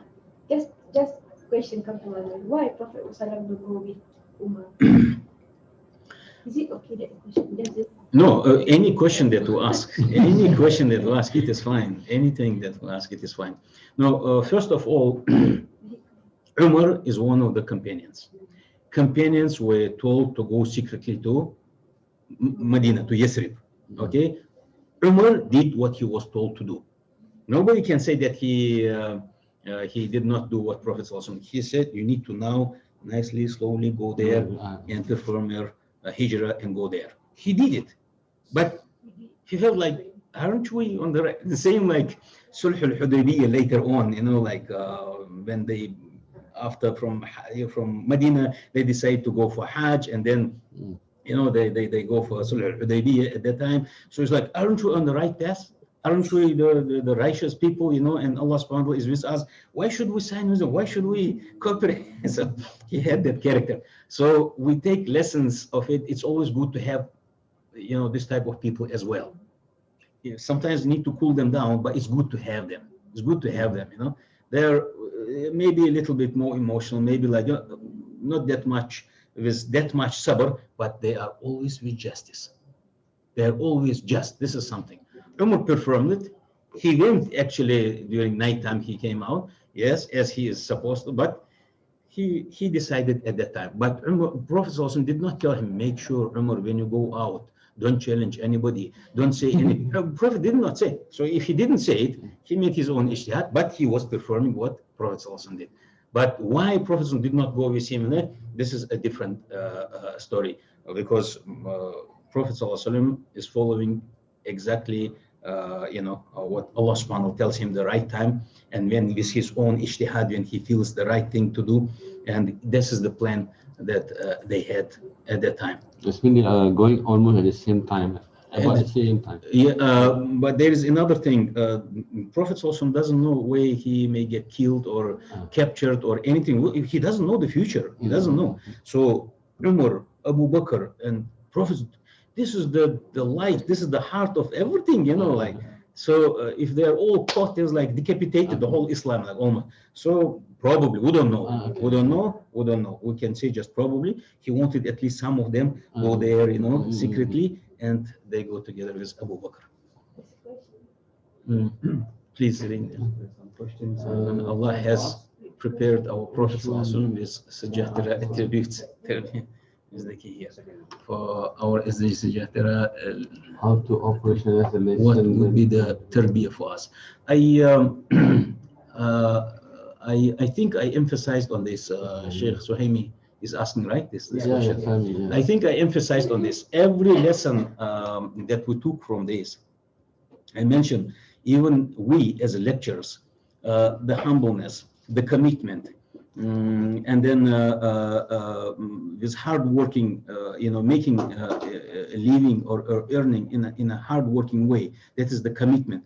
All these lessons that we take it, that is exactly reflecting what you are talking about, the SDG Sejahtera, and it is in line with Sharia, and these are the best, not just the tarbiyah in terms of nice adab, but in terms of life. The difficulties that Prophet also faced, as a shepherd when he was, don't forget that he grew up as an orphan. Okay, another difficulty, he withstood it. He was growing up not like in a sorrow, I lost my parents, why, my destiny is like this. No, he survived. Not only that, after that, he started being as a shepherd, but honest, of course. You see? So another lesson that we take, doesn't matter what job you do. You might be professor, you might be cleaner in our university, anybody, but you do it as you are supposed to, on up to par, as we say, and with all dignity, and with full commitment. Wallahi, these people might be, if they do job properly, what they do, the simple job, we can say, it is very important. Before Allah subhanahu wa ta'ala, they might be much better and higher than some of us if we don't do our job as professor or whatever the lectures properly, and this full commitment and being thankful to Allah subhanahu wa ta'ala and constantly keeping our connection with Allah subhanahu wa ta'ala. This is what I see. This is exactly the SDG aspects that we can take out of it. Okay, so Anything else? we have stories from his history, but how to apply them? Personalize the lessons learned from the history into the practice in today's world, particularly in our Roles and duties as teachers, researchers, coach. I think probably some of us joined later. Probably I mentioned the lessons that we take. When I mentioned when Prophet also used to cooperate with people, he used to travel, he used to have dealings with other. When he goes for business trip, for example, he knows how to deal with other people with different culture, different mentality, different part of the world. So today, as researchers, as lecturers, when we cooperate, for example, we make joint research with other people outside university, outside the country, different parts of the world, we really show our commitment and work on certain research which is beneficial, of course, for the Muslim Ummah and generally for mankind. That is exactly about SDG, not just limiting ourselves just for Muslims, for the sake of Allah, but for the betterment of the Ummah and definitely for the Muslims in the first place. So then the way of thinking of the other side. What are sometimes when you look at the certain issue, as always bring the example, this is half, or is it, you see, that half empty or half full of, half water glass. So the other side, how they perceive the issue that you're working on. You learn from this. They learn from you. This is exactly the benefits that we draw out of this. And Prophet also was known as a trustworthy person, even to people in Taif, in other places. Wherever he goes, people knew him. Okay, but it was the problem of them because of their arrogance. They did not respond as they are supposed to. Okay, but Prophet also never gave up his principles. So that's why even if sometimes you are facing difficulties, you are being honest, you are being committed, but your co-researchers, let's say, or those they are not showing that much, please do not change your principles. You stay on the highest level as you are. Hopefully this will affect on the others, but I'm not talking about the free riders. That is extremely haram, of course. There should be no free riders in research in any way. But even if they're not that much committed, probably sooner or later they will take good lesson from you, and you will be a good qudwa, okay, a good example for them. So this is what I see. But Ghafoor, Our amana is I think this is huge, yet we we are weak. Could you you suggest how to be strong? How to be strong, to have wisdom, and to have unity? unity.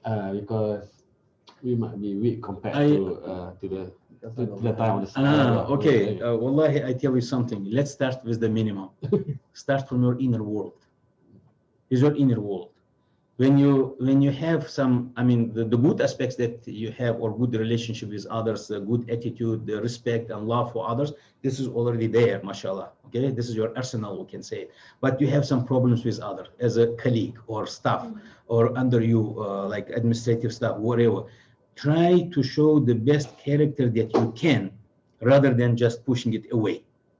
Of course, if once, twice, 10 times, if you try and it doesn't work, of course, you will have to take definitely some actions in order to give it less, not to punish and destroy again. This is another thing. I'll give you another example, which is very, very important. Coming back to the issue of death of Abu Talib. Abu Talib refused to convert to Islam. He refused basically because he stayed on because of shyness. Doesn't matter. He did not listen to the prophets or the messenger of Allah. If he makes dua, probably all of them will be destroyed. To that extent, beloved messenger, the best person on earth, and the most beloved person to Allah subhanahu wa ta'ala, and yet he did not convert to Islam. Now, if it was us, someone, you don't want to listen to me, huh? I told you this. You know that I'm a messenger. You know that this and you don't want. Ya Allah, destroy him. Show him the lessons. Let it be a lesson for others. The Prophet ﷺ did not do that. I mean, you may have a power. You might be on a certain position today, but wallahi, Allah subhanahu wa ta'ala is the one that put you there for certain reasons. And tomorrow you may go down to the extent that you cannot imagine. Dengue, it comes from where? Small mosquito, right? Yes. A man of big size or very physically, fit man just simply drops just like this for 5 days. And that is in the best case if he is taken to the hospital and taken care of. Otherwise, he may just simply go. And thousands of people every year die. We know that statistics are there. And now, when you know that even small mosquito can be, mosquito at least you can see this virus, this coronavirus problem, you don't even see it. How many people died because of that? So how about this? Next question. That's the next question. That's the next question. That relates to your next question. Current situation, it is a reminder from Allah subhanahu wa ta'ala. Definitely, وَلَا يَعْلَمُ جُنُودَ رَبِّكَ إِلَّا هُ. Only Allah subhanahu wa ta'ala knows what type of, we call it, junud is like army of virus, army of, in the time of Musa alayhi salam, how many, there used to be a lot of thousands or millions of frogs, blood was there, this is the army of Allah subhanahu wa ta'ala. Yes, we blame those who are behind this if it is artificially made. May Allah punish them if they artificially made, because it's a zulm to the whole dunya. But we don't know. It's only talking here and there. Probably later on we'll find it out. But whatever it is, the source, whether it was artificial or not, but without qada and qadr of Allah, it would never spread to the earth, okay, to the rest of the world. So now we face it as qada and qadr. We face it as qada and qadr, and we try to remain as much as we can closer to Allah subhanahu wa ta'ala, but taking precautions. But please don't ask me why I'm not wearing a mask, because otherwise you may not be able to understand what I'm saying. Or my colleagues, mashallah, they're wearing masks. Sheikh Aslam is there. So taking precautions, whatever asbab is in our hands, we really need to do it. I believe is Allah subhanahu wa ta'ala with this reminds a lot. It is true in your question. It is a lot to remind to us to be closer to Allah subhanahu wa ta'ala. And again, to remind that human beings are not that much strong creation as they think. The virus that you cannot even see just simply takes the soul of this person and he dies. Thousands and thousands and millions. Probably now the number is very much increasing, unfortunately. May Allah save us. May Allah save us from this. Okay. Is a very good friend. Who is that? Ridwan. Ridwan. Okay. Quality is better than would you agree that quality is better than quantity? Quality of people with strong iman is definitely better if you just simply talk about the quality. But it depends, ya Sheikh, it depends. Quantity without quality, it has very little value, because in the hadith it is stated that the strong Muslim is much better than the weak Muslim. Strong Muslim in terms of iman, in terms of health. Okay. Now, by the way, once you touch this issue, I bring some others. Especially in countries where societies, I really hope I will not, offend anybody. Sufi oriented, I would say, like Sufi. I mean, it's fine to have a lot of tasbih, tahleel, mashallah. We like it. It is our part of our religion. Prophet also encouraged us to do a lot.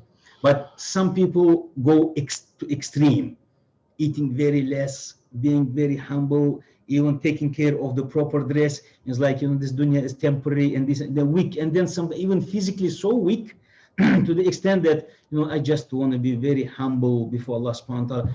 This is a wrong approach. This is a wrong approach. The stronger you are, with the stronger iman, with the stronger physical health, the better it is. Because just simply think about Ghazwat al-Badr or any other ghazwa that happened in the time of Prophet ﷺ. If they were weak, let's say day and night, Umar and Abu Bakr and Prophet ﷺ, of course, was given, this for him tahajjud and everything was obligatory. Others, they eat only a little bit, constantly leaving this dunya without doing business, without doing anything, and they go to war. They will not be able to hold the sword, what type of Muslim you are? Physically strong. With iman, of course, iman is number one. Physically strong. Strong in terms of your commitment. Strong in terms of your goal that you have. You are not going to change it. But how you reach to that, again, mission and vision, the SDG, we can say it. How you reach to that, it is based on your reality. Maybe in this situation, it is a certain way. In another country, in another society, a different way. But the goal is the same. How you reach there. Go over the mountain or next to the mountain, it is up to you. Okay, so if you look at that from that perspective, being strong, which is the quality, definitely. In addition to that, if the quantity comes, mashallah, that is good.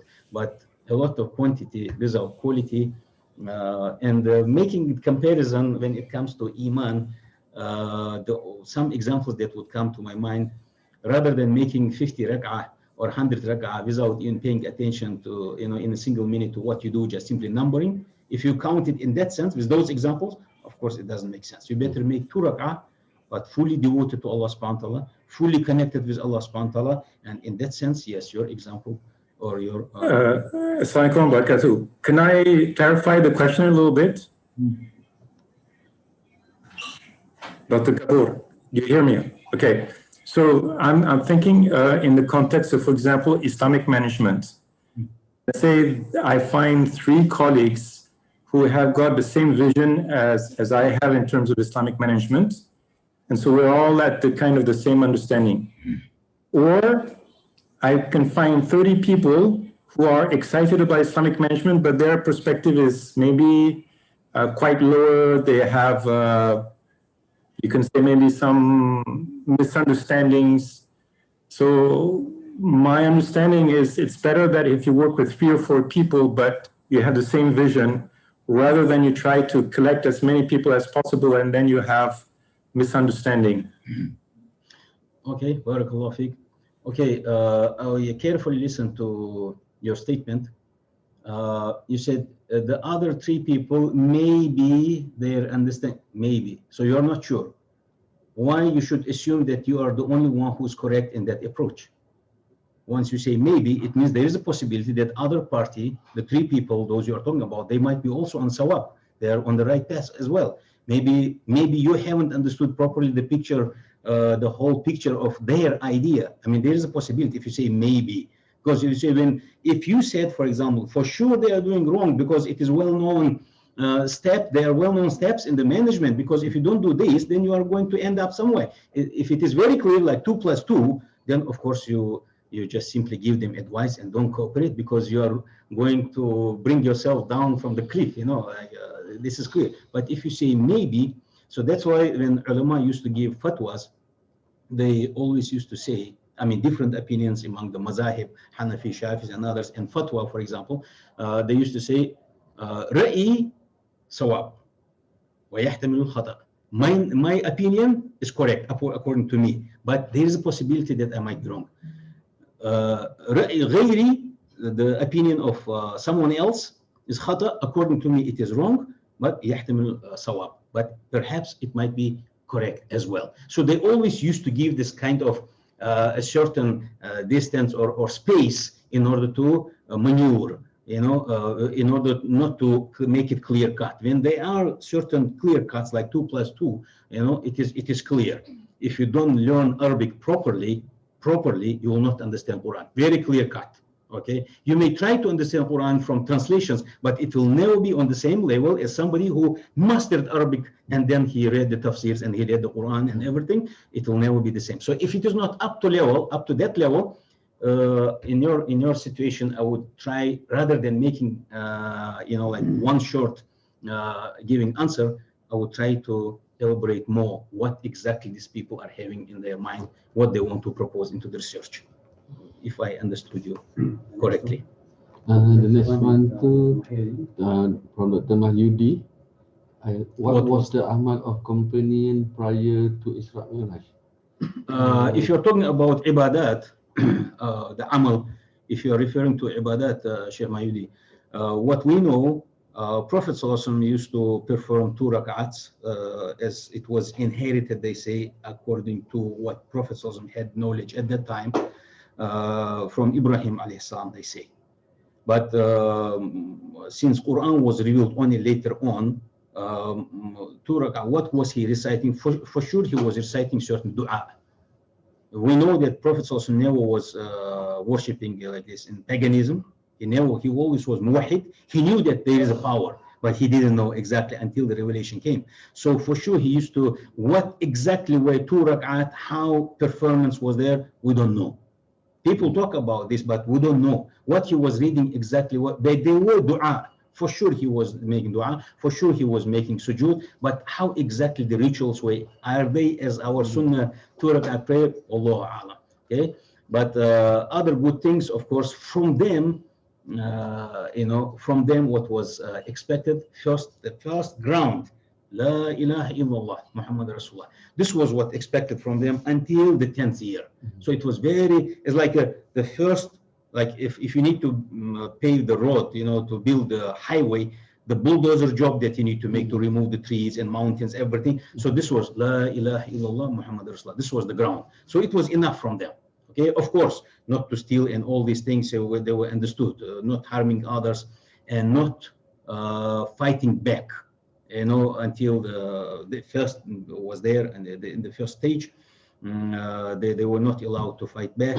Certain stages were there, but in terms of ibadat, the first thing was La ilaha illallah Muhammad Rasulullah. But Prophet ﷺ himself was performed 2 rak'ahs, they say, morning and evening, but we don't know the details. Okay. Any other questions from the members? Is there any other questions?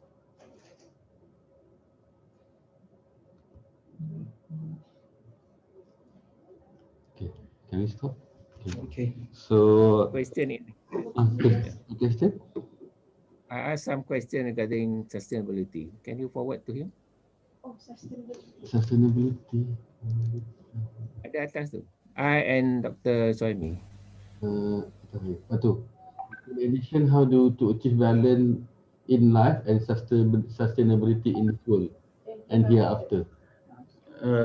Yeah, Sheikh, probably you're asking a question that needs additional lectures, not just one lecture. I tried. Try your best, bro. Yeah. Yeah, I tried as much as I can quickly, according to our time constraints, to take lessons from this. But first of all, as I would say, like steps, first of all, constantly keep your relationship with Allah subhanahu wa ta'ala, not only when you're performing the salat, but 24 hours. And there was very interesting statement that I really liked and touched me, honestly, from the first speaker, Ustaz Hamidun. And he said that for the past 7 years, every day when I come to my office, I open the contract. Subhanallah, which one of us does this? This is the sense of responsibility. This is the sense of commitment. This is the sense of being honest and fully utilizing whatever the ability that you have to perform the duty. Performing the duty in this university, for example, this is the ibadah. This is the ibadah, because in this case, we're transmitting the knowledge to our students. They see how we transmit it, on what basis of adab, akhlaq, how nicely, how professionally we transfer it or transmit this knowledge to them, okay? How we communicate, how we listen to them in a very humble way, how we digest what they say, how ready we are to give them chance to ask back the questions and to clarify issues more, especially in this given time, when it comes to Telegram, WhatsApp, when we're bombarded with the same questions from students. Be patient, be patient, be patient. Ask Allah subhanahu wa ta'ala to help you. So this is ibadah. Okay, so if you consider that ibadah or being connected to Allah subhanahu only in performing salat and so on, this is wrong understanding. The whole our life is ibadah. Being here, is ibadah, listening and asking these questions and doing this. But of course, innamal a'mal binniyat, the whole intention. And of course, our intention should be, as Prophet also used to make dua even for kuffar, as long as they are not enemies of Islam. If they're enemies, very clear enemy to Islam, we cannot make a dua for hidayah, to bring him to the right path, not dua for rahmah. Again, I underline this point. Rahmah is only for someone who already submitted. But we ask Allah subhanahu wa ta'ala to give hidayah to absolutely everyone. Okay, Muslims to be more stronger on hidayah, and if they are non-Muslims, to guide them to the right path. But for rahmah is only after somebody comes to the territory of Islam. So when you have these principles, Sheikh Zul, when you have these principles with you, and you carry these principles with you in your teaching, in your communicating, this is the problem. I just give you an example. When we were in masjid, mashallah, we pray behind the imam. Before it was MCO, behind the imam, and ever now, Jum'ah, very difficult. You pray very humble, very, like pious before Allah subhanahu. The moment you go out and you see your car is blocked by another car, you don't have patience to wait even 2 minutes, and you start horning, shouting, and mashallah, what happened to you? Just now, a few minutes ago, you were just making dua, ya Allah, So these are a kind of duality sometimes that we have in our personalities, and it's a very dangerous thing. So yes, some people have more patience, some other less, but we need to try to work hard on that as much as we can. Allahu A'lam. Okay, I think inshallah that is all for today. I think we have learned a lot of lessons from the tazkirah that has been made by Dr. Kafir. So I think inshallah, okay, I think the slide will also be made available to the slides. Will it be available to the members? The slide. Yes. Okay. Okay. So I think a lot we have basically learned. A lot of questions also which have been answered by Dr. Kafir. So I think Alhamdulillah, we have come to the end of the session. Okay, so I think let us end the session by the recitation of Tasbih, Kafarah, and also Surah Al-As. I think there is an announcement from the committee. Thank you, Dr. Hafiz. Thank you, Dr. Kafir, for the lesson from Surah Al-Nabawiyah, inshallah. One thing that I can learn from that is Allah is the greatest, and our Prophet ﷺ is the best person for us to follow. And then for all the participants, I would like to thank all of you for the 3 days that we've been together. We are starting from 25th, 25th, 26th, and 27th today. Hopefully, all of us can benefit from the knowledge that shared by our speakers. And I would like to make announcements regarding our Qiyamul and Ma'surat. There is some misunderstanding. I already emailed to all the Google form for you to fill up for the purpose for records, record for attendance. Actually, it's not necessarily for you to do only for the 27th. For us, for committee, the purpose for Camp Ibadah is not for just we do it for the sake of Ibadah Camp. We take it as this is the Ibadah Camp as our place to start to practice anything that we learn from the tazkirah that we listen to. So for the Qiyamul Layl, we extend the date until 4th December for you to record for your attendance. We try to do. For a sister, you need to mention a date because of our conditions. Maybe some of us can perform now. So because of that, we extend until 1 week for you to record. If there's any problems, you can just PM committee, me, myself, Dr. Afifa, or others, Dr. Aslam. and Dr. Hafiz and all the committee, I will announce after this or about the program.